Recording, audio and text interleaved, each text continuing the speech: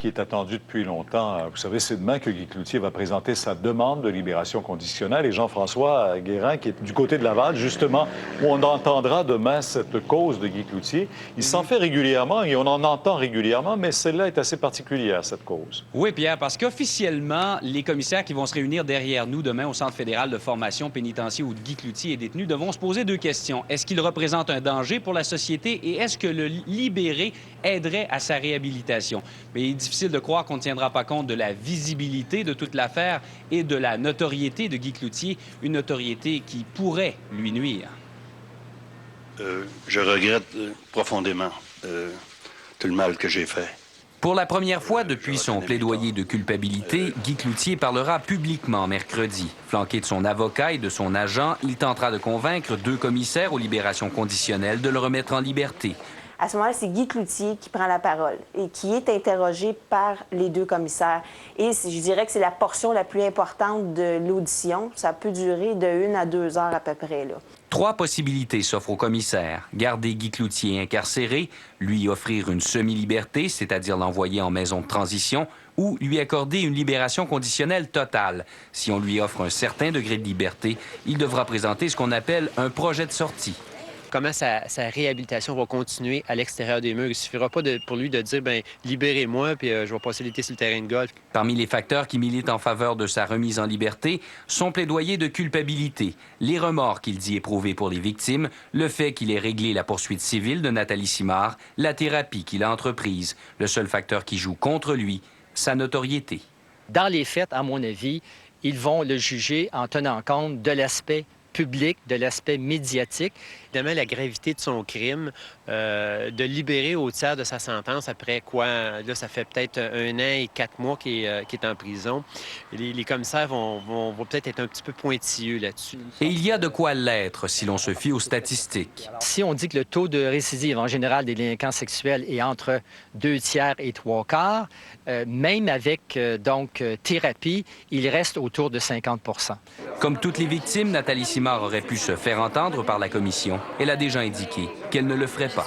Les commissaires pourraient rendre leur décision sur le champ ou prendre quelques jours. Mais même s'ils décident de remettre Guy Cloutier en liberté, il sera soumis à plusieurs conditions. Entre autres, probablement, celle de ne pas se trouver seul en présence de mineurs. Et il ne pourra sortir du pays avant la fin de sa peine, en juin 2008.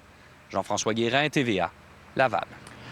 Maintenant, la baleine qui s'est échouée à contre-cœur en fin de semaine a été transportée aujourd'hui à Saint-Étienne-des-Grès où elle a été enterrée dans un dépotoir. Et son transport jusqu'en Mauricie était toute une aventure qu'on va vous faire vivre, plutôt revivre, avec notamment Patricia Ely que l'on retrouve là-bas. Patricia, ce sont des événements inusités, le transport et l'enterrement, et ça a attiré beaucoup de monde, hein? Énormément, Pierre. Il y a eu des gens partout, tout le long de ce fameux parcours-là. Les gens se massaient autant sur les viaducs que sur le bord de l'autoroute, ce qui était peut-être un peu dangereux, mais il y avait beaucoup de monde un peu partout. Ça a attiré les gens et c'est ça pourquoi on en a parlé beaucoup. C'est une opération technique qui était complexe également. On a 2 reportages à vous présenter. La désormais célèbre baleine a mis plus de 2h30 à franchir la distance entre Contrecœur et Saint-Étienne-des-Grès. Un trajet de 120 km à une vitesse variant entre 60 et 80 km/h. C'est comme je ferais un plat de jello. C'est ça. C'est pour ça qu'on s'est envenu à une vitesse réduite, parce qu'on ne savait pas le comportement du voyage, parce que d'une curve, il aurait pu se mettre à... Le parcours a parfois pris des aires de course à obstacles. Dès le départ, le convoi ne pouvait joindre la route en un seul morceau. Pour sortir de l'entrée, c'était trop long. Je pouvais pas sortir à cause de ça. Là, on appelle ça le Jeep Dolly dans le milieu. Là. Ça, c'était trop long. Fait que je l'ai enlevé, j'ai sorti le fardier. Puis après ça, je l'ai reposé. Le convoi a suivi la route 132 jusqu'au pont La Violette pour ensuite emprunter l'autoroute 55 jusqu'à Saint-Étienne-des-Grès où les opérations ont demandé un impressionnant déploiement. Outre la longueur du convoi, la mollesse du chargement et les permis spéciaux, le transporteur a aussi eu à apprivoiser les mauvaises odeurs. On a arraché plus que les autres parce que je promenais plus souvent ailleurs que en entour. Surtout quand je suis mis en dessous de la toile, ça a quasiment sorti. Une bonne chance, je n'étais pas malade de brosse. Le cétacé mettra de 1 à 2 années seulement à se décomposer et on nous assure qu'une fois l'enfouissement terminé, les mauvaises odeurs disparaîtront. Patricia Ely, TVA, à Saint-Étienne-des-Grès. Ça semble tout droit sorti d'un film de Fellini, la foule saluant le passage d'une carcasse de baleine échouée sur un fardier. Dans tous les villages, dans le moindre détour, il y avait des gens massés pour ce spectacle printanier plutôt inusité. Il y a bien eu des phoques qui sont venus s'ébrouer à la hauteur de Trois-Rivières, mais jamais, au grand jamais, un cétacé n'a fait la traversée sous les arches du pont La Violette.